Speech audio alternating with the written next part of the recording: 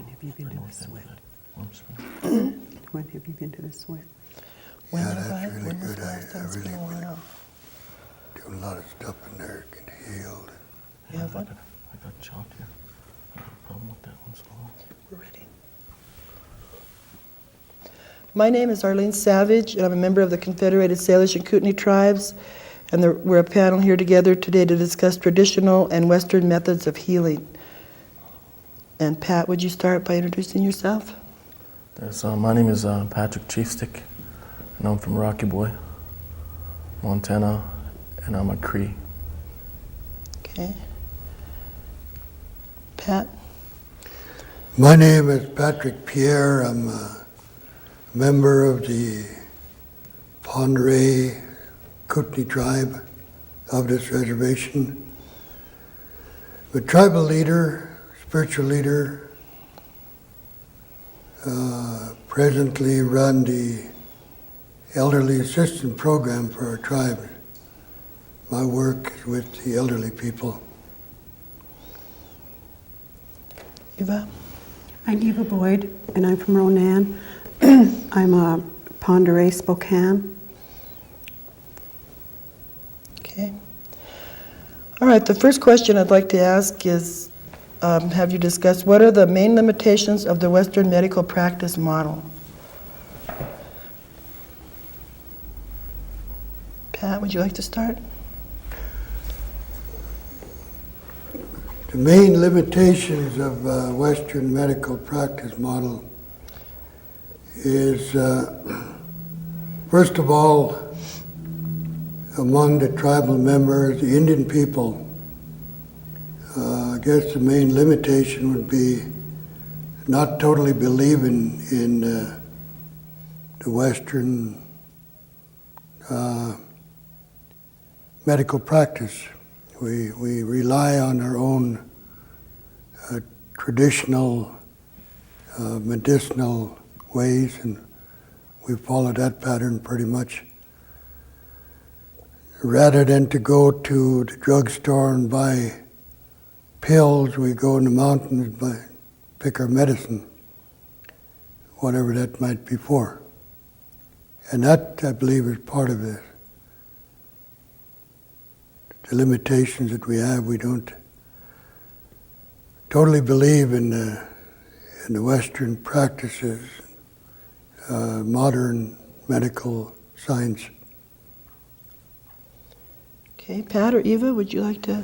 Okay, because we don't believe in the pharmaceutical medicines, there's a lot of times our elders get these medications, and the pharmacist doesn't explain to them when they get antibiotics that they're supposed to take a lot of water with them, not just a lot of water, a glass of water with the pill when they take it, but all through the day, like 8 glasses or so maybe a day.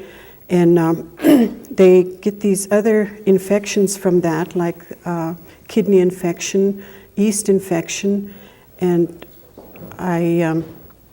I think that the pharmacist should be aware of this when he gives the pills.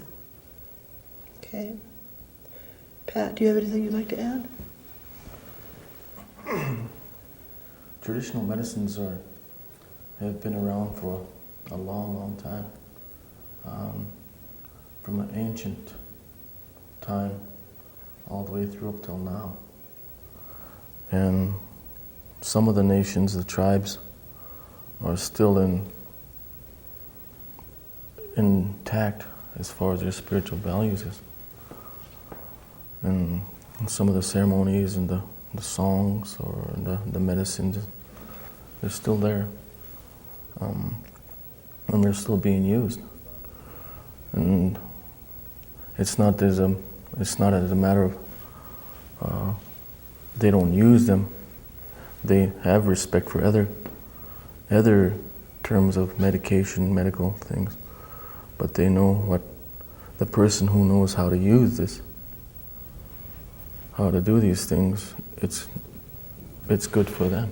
Mm-hmm. And we have this is my grandpa. We have my grandpa. His name is Grant Chiefstick. Stick, they called him. And he's still alive, and he's 101. But his age goes either give or take a few years. And he's a strong believer in traditional medicines, and also a strong believer in other people who heal themselves and where they come from, and how they heal themselves. Do any of you have any thoughts on if there are any strengths in the Western medical practice?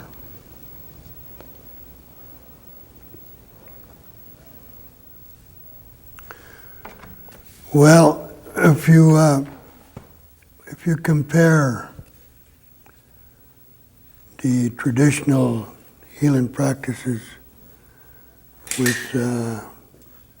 Western medical practices, there's a vast difference, and when you're comparing these two, there's really no comparison, because your traditional ways have always worked.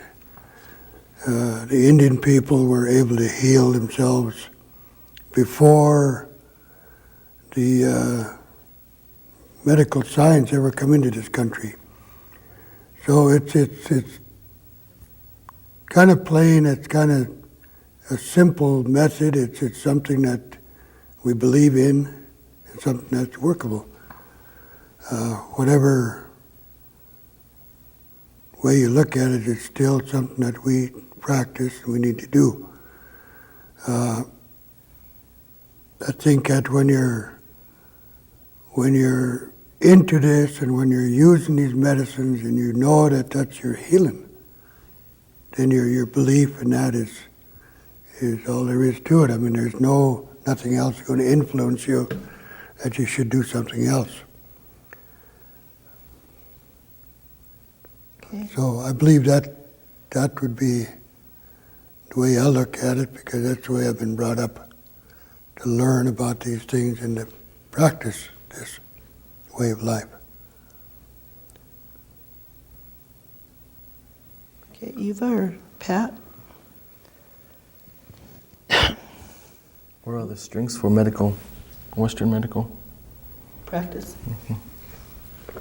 For one thing, they have high-tech X-rays. Sure, the common cold can be diagnosed within a matter of seconds, or even the heart conditions. I've just had a father that went through a double bypass, and if it wasn't for that, he would have been gone. And then at times, to where he got there was, from the other point of view, from the native point of view, spectrum, he was sweating. And then because of his belief in the traditional ways, it got him this far. But because of the foods and the way everything is today, it took him right into the emergency room, and then they did a double bypass. Now he's feeling a lot better. So it does. It's in a variety of many ways. I think Western medical technology has got its strengths. Eva? I don't know. They have what is this? The healer-patient relationship, or what are these? Do you see any strengths in the Western medical practice? Some of the strengths they have, like therapy now for different patients that were totally immobile, and now they can take them into therapy, and they can work with them and get them mobile, where they can either be in a wheelchair or on crutches or things like that, to be able to get around and do things on their own, where before they would just lay there and not be of use to themselves. Okay.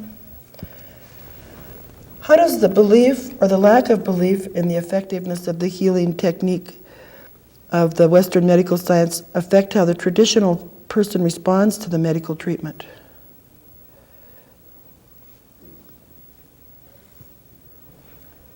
the belief. Going back a little ways in time, belief or lack of belief, if you look at it from the traditional standpoint, and you look back far enough, you look at it, people that totally believed in what they had to work with.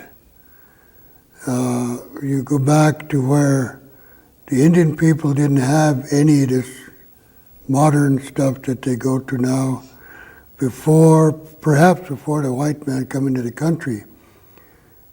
The Indian people were totally believed that they could heal one another. When the medicine man, which was, the power was given to him by the Spirit to do these things, and so that kind of separated, in the later years it separated what the Indian medicine man was from the modern medical science and healing techniques. So if you look back and you say, well, these people didn't have any doctors, they didn't have surgeons, they didn't have any of this other stuff, so they believed in this healing, the traditional ways, and because that's what they had, that's all they had. And so they had these vision quests to go in the mountains, seek a vision to be able to do these things. And so that was their belief. And it is after modern times, white man come in here and things begin to change. The Indian people begin to get sick because they weren't used to the type of food that they had to eat.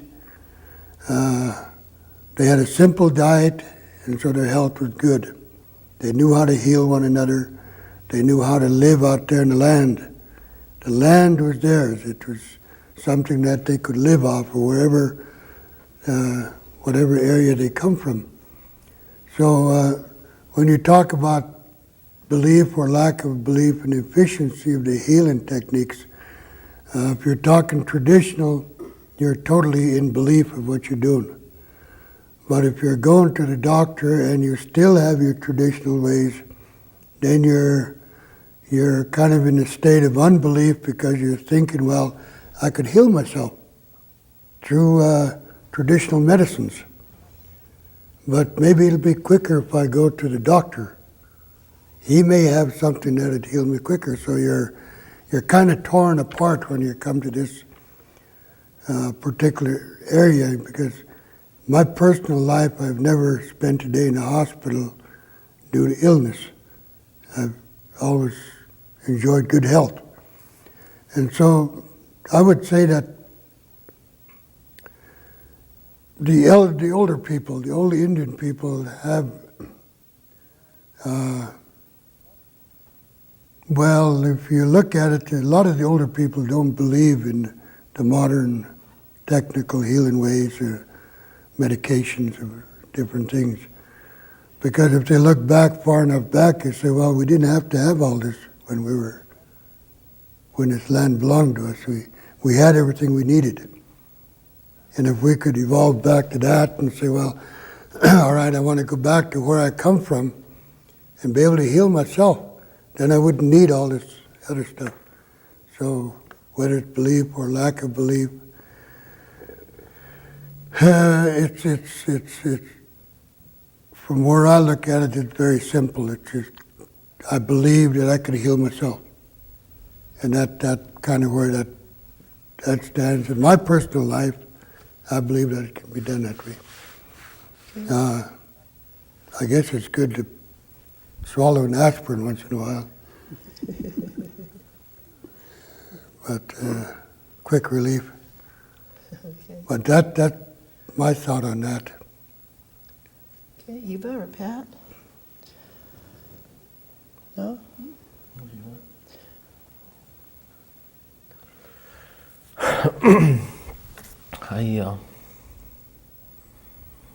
I watched the elders do some things with other people in the tribe and from their various different different other parts of the nation. And I've seen it with my own eyes, how those ceremonies and rituals were done. And today those people are still alive. And the road that I chose to take through, I spent 18 years just drifting in a state of mind where I thought I was just on an exploring trip. But then each time I woke up in the hospital and near death, I smelled sweetgrass. And every time I thought about these things, hearing these songs, and I thought it was because of drugs, alcohol, and catching the snakes or something, or getting into a little on the other end of the deep end, you know. And then I thought about it. And each time my mother or my father spoke to me, or my grandpa come in and they spoke in our language.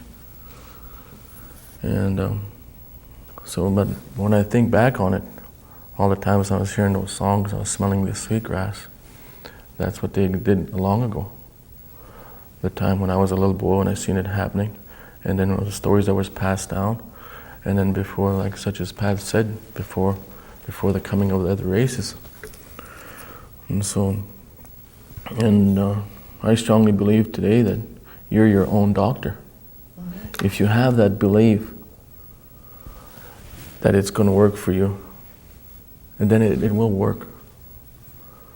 And if you're laying in the hospital, and if they're having a ceremony for you over there, if they're having a sweat, or we make some kind of a pledge to go into the Sundance or something, and if that's finished, and if it's done the right way, preparation is very important. If you do it the right way from the start, you give tobacco offerings, gifts, and you mention it, and you need to do this with respect and sincerity. And that's the key to that belief. And that belief is your action. Okay? And ultimately, and if you submit to that, if you surrender to that, and then you're going to heal. You're going to be doctored. And therefore it's going to manifest in here. And therefore you're going to believe that, and then you're going to pass it on. So that's how this has been cultivated through these stories, all the way down the line.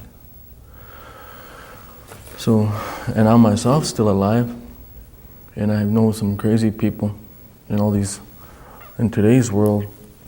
There's only a certain amount, a limit, where a medicine man can help you, pray for you, give you medicines, herbs, bless you with fans, and put you in these visions and do things for you and set you on the right path, and the rest is up to you. So, and today, that belief is still very much alive today. There's nothing can change that, because it's a part of creation that's been set down for us to believe in the first place. No scientist or educator or anybody like that or President of the United States can come along and change that. It's still there. Okay. How important is family support and involvement to the healing process in traditional culture? Eva? I went through this before with an elder. She stayed at home until she couldn't bear the pain anymore for cancer, and then she was put in the hospital.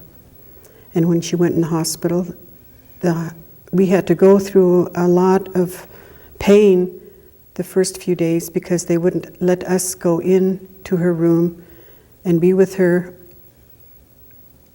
like we wanted to. Mm-hmm.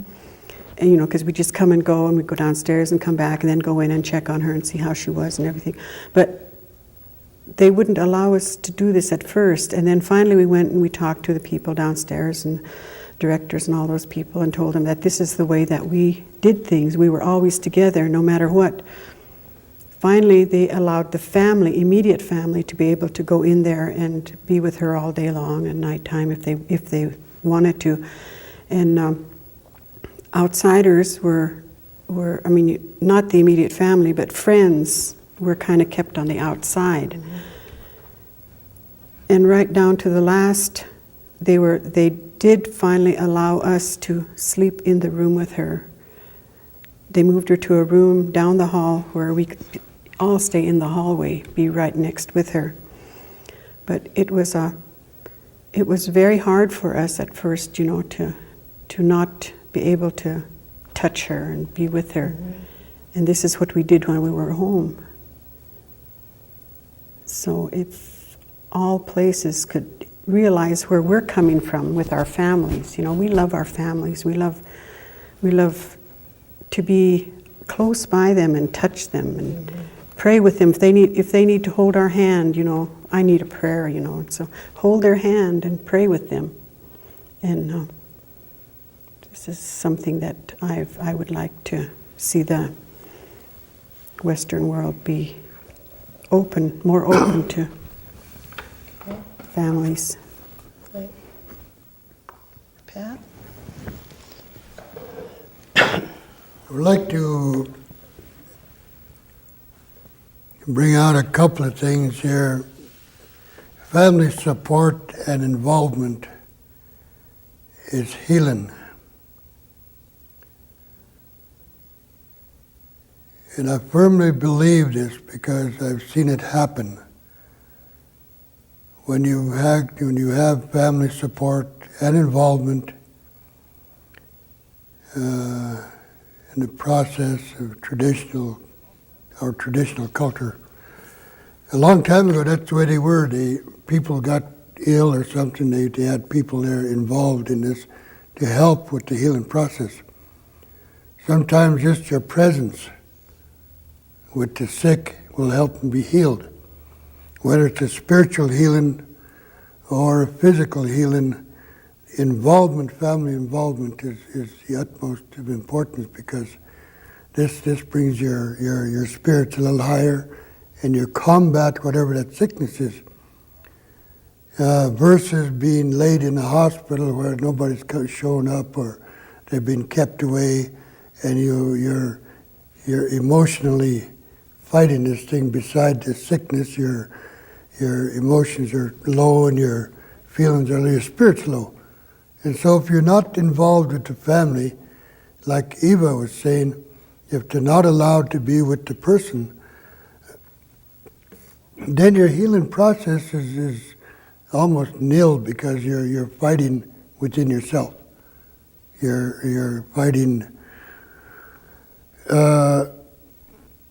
emotional settings. Well, you're lonely, you're sad because you can't see family, you're sad because they're not allowed to bring your children or your grandchildren in to visit with you, and this is all part of the healing.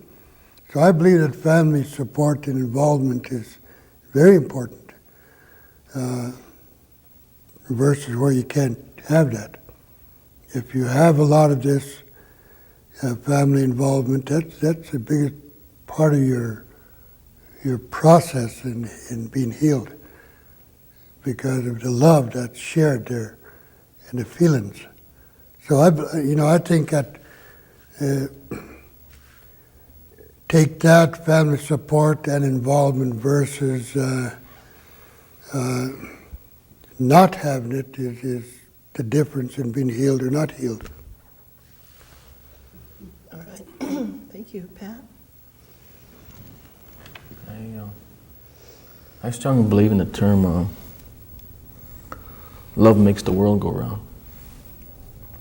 I always thought that was kind of a little off the wall, but in the times when I was in the hospital, the 17 times I was telling the manual with a good name, Patty, he said, I told him about the times I woke up in the hospital and I always smelled sweetgrass.